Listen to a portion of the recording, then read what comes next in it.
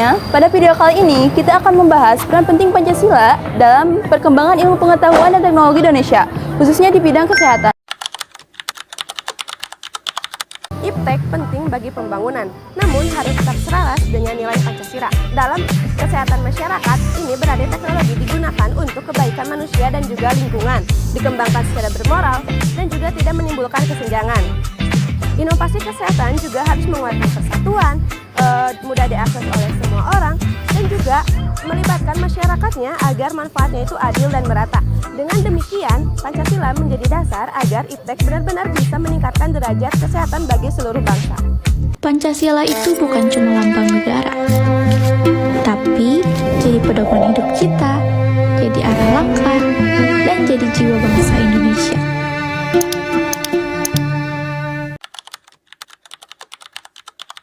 Dalam konteks IPTEK kesehatan, yaitu sila pertama, ketuhanan yang Maha Esa. Teknologi digunakan untuk memelihara, bukan merusak tubuh yang menjadi amanah.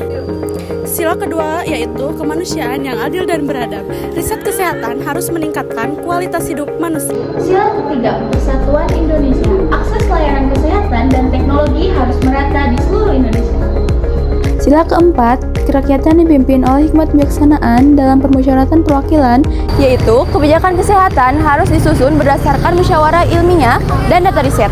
Sila kelima, keadilan sosial bagi seluruh rakyat Indonesia. Jadi, teknologi itu harus dapat dinikmati oleh seluruh warga, termasuk remaja.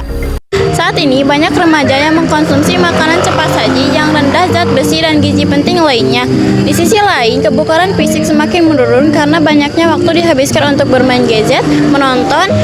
Di sini berdampak pada dua masalah utama. Yang pertama ada penurunan kebugaran fisik seperti stamina lemah dan mudah lelah. Yang kedua ada anemia meningkat seperti wajah pucat, pusing, dan tidak fokus belajar.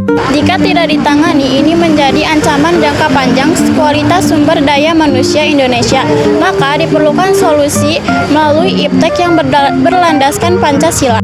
Melalui IPTEK, berbagai langkah dapat dilakukan untuk mengatasi tren anemia dan rendahnya kebugaran fisik pada remaja.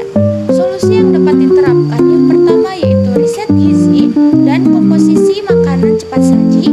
Semua upaya ini sejalan dengan nilai Pancasila karena bertujuan untuk meningkatkan kesehatan generasi muda di Indonesia yang adil, merata, dan berbasis ilmu pengetahuan. Yang kedua yaitu aplikasi memantau pola makan dan langkah harian.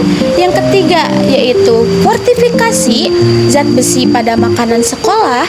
Yang keempat yaitu program School Mentoring Health untuk cek HB dan kebugaran.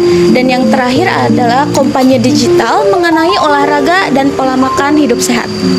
Jadi, jelas bahwa Pancasila memiliki peran besar dalam mengarahkan perkembangan IPTEK, khususnya kesehatan.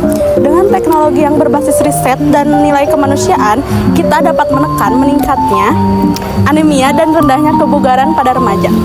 Maka, mari kita terapkan langkah-langkah sederhana ini dimulai dari yang pertama, kurangi junk food, yang kedua, rutin olahraga minimal 30 menit per hari, yang ketiga, perbanyak makanan bergizi yang tinggi zat besi, yang keempat, gunakan teknologi untuk memantau kesehatan bukan hanya hiburan.